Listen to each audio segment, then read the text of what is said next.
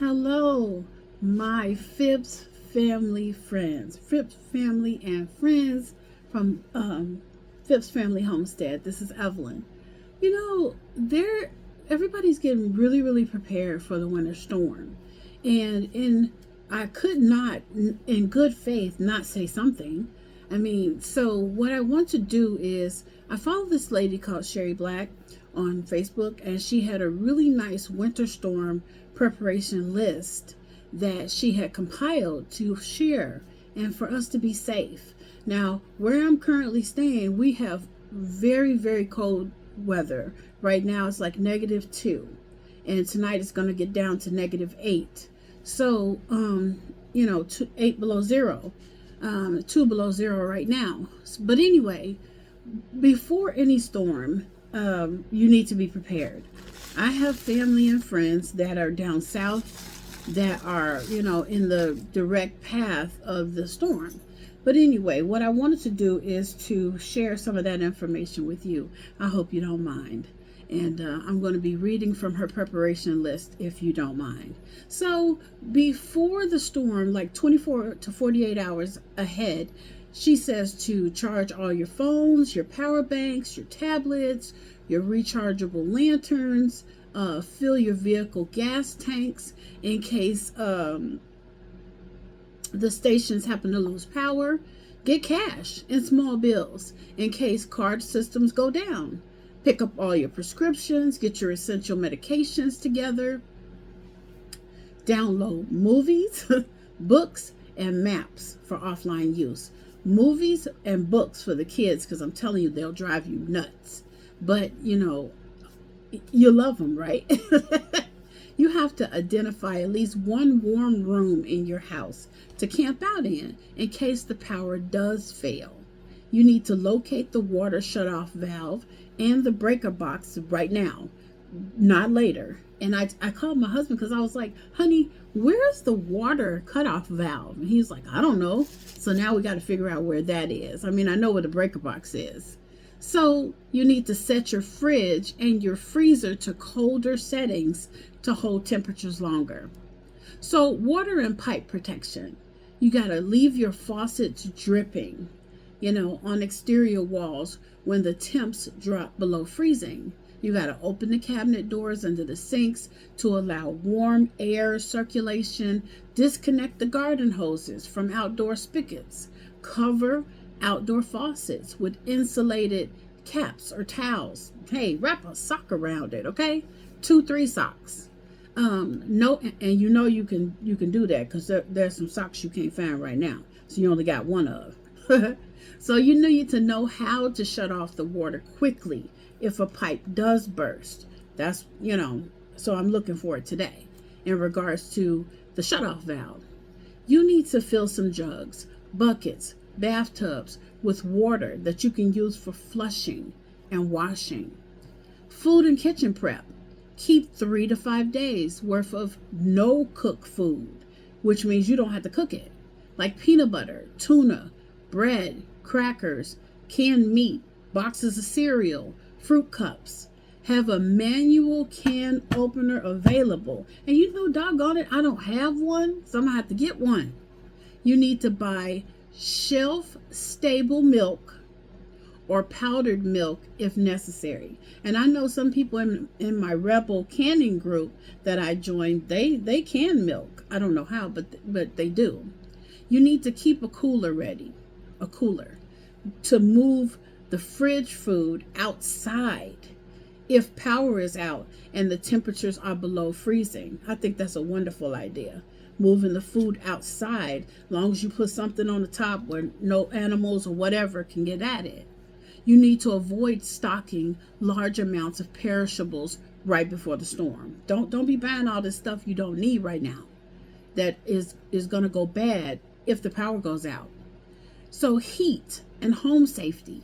Gather all the extra blankets you have, sleeping bags, warm layers. Find those sweaters, find those footies, find everything you have. Those jogging pants that are warm and toasty. Find your robes. Robes are a wonderful thing to use for insulation over your clothes. If you're using a fireplace, confirm that the chimney is clear. Check it. Have dry wood available for that. Never run generators or grills inside garages or homes. There's a potential of carbon monoxide poisoning. You could die. So please, let's not do that. You need to test your smoke and your carbon monoxide detectors, because if everything's out and there's a problem, you want to make sure that those things work. They can save your life. Have at least one flashlight per person, plus spare batteries. Use battery lanterns instead of candles when possible. So, in regards to vehicle and travel, hold on a second, guys. Sorry about that. In regards to vehicles and travel, plan to avoid driving once freezing rain begins. Bridges, overpasses, shaded roads, they do freeze first. Keep these things in the car: blankets, water, snacks, phone chargers, extra gloves, an extra jacket, an extra sweater, snack bars, whatever you can. Replace your old wiper blades and then top off your washer fluid. Park away from large trims, the tree limbs that may possibly fall when possible. Assume that flights and travel are going to be disrupted for days, because they are. So what's the power outage plan? So in a power outage, you got to unplug sensitive electronics to avoid surge damage, like computers and radios and, cell phones that you have plugged in. Keep one battery radio or weather app for updates. Use surge protectors for TVs and computers, because it might not trip it, or it might save it.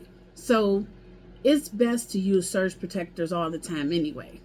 Know where the warming centers are in your parish. Know where you can go in case your house is flooded, the pipes burst. You have nowhere to stay. You can't stay outside.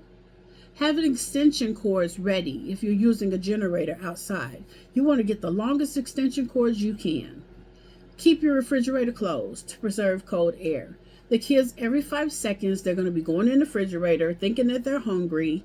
Us too. Keep it closed, okay? That's why the snacks should be in a box outside, or they should either be with you wherever you are in the warming room that you've chosen. So what do you do with your pets and your livestock? You should bring your pets indoors with extra food, extra water. Provide outdoor animals with unfrozen water sources. They have heated water bowls for rabbits. I'm assuming they have some for chickens, possibly for cows. I'm not certain of that because I don't have livestock. But add straw or blankets to outdoor shelters for your horses, for your cows, for anything of that matter. Keep leashes and carriers accessible in case of evacuation. I know exactly where my dog's leash is. If we got to get up out of here, I'm going clip and we got to go. You see what I'm saying? So have your leashes and stuff accessible. If you can, hang them up next to your coat. I know you don't want them directly next to your coat, but if hang them a little bit further away from your coat and have it available. Anyway, medical and special needs. You need to keep a written list of medications and doses that you have, because if the computers are down and you got to go to the emergency room, you need to be able to tell a doctor what exactly are you taking. So store a small first aid kit with a thermometer and other basic medications, Tylenol, ibuprofen, stuff like that. Have backup batteries for medical devices and back them up. Identify a place with power that you could relocate to if needed. Can you go to your mom's? Does the car work? Can you go to your neighbors? Do you have that kind of rapport with your neighbors where you could go there if you had nothing at your house? What about your property protection? You should move your vehicles away from trees, away from power lines. Secure any outdoor furniture and lightweight items. You need to avoid trimming trees during the storm. Do it beforehand. So You need to also, and I thought this was really good, photograph property for insurance before the conditions actually get bad. So take some pictures of your house, your garage, your cars, etc. before the storm, just in case stuff happens and you want to take it to the insurance company or give it to them for proof. Now, during the storm, don't drive unless absolutely necessary. You need to assume that lines are down, they're dangerous, use only safe indoor heating methods. Once again, check on your neighbors, especially the elderly, by phone if possible.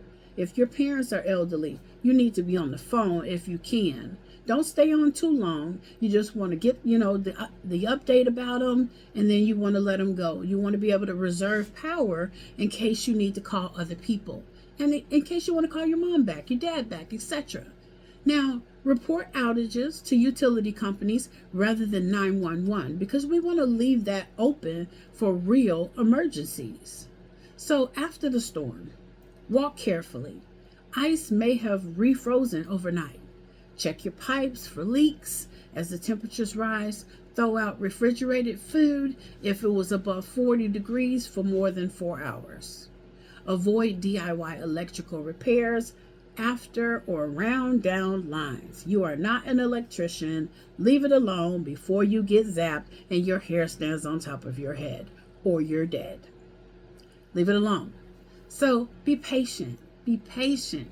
Restoring power after ice can take several days. And a key reality for Southerners and ice events, a 1/4 inch of ice can bring scattered outages. 1/2 inch of ice can cripple travel and power for days. Ice is more dangerous than snow for the Deep South. I'm praying for you guys. I'm praying that you don't experience any outages, but I'm also praying that if you do, God has already put on your mind right now the things that you need to start gathering up in a basket that you can readily grab, like a bug out bag, but you got a bug out basket, an outage basket. I pray safety over you. I pray warmth over you. I pray good feelings over you and consistency of love. In the name of Jesus. Thank you for listening. I appreciate you all. I hope some of this information helped. Thank you, Miss Sherry Black, for sharing it with us. And I'm sharing it with you guys. This is Evelyn from the Phipps Family Homestead. Because we believe over here, if we can do it, you can do it too.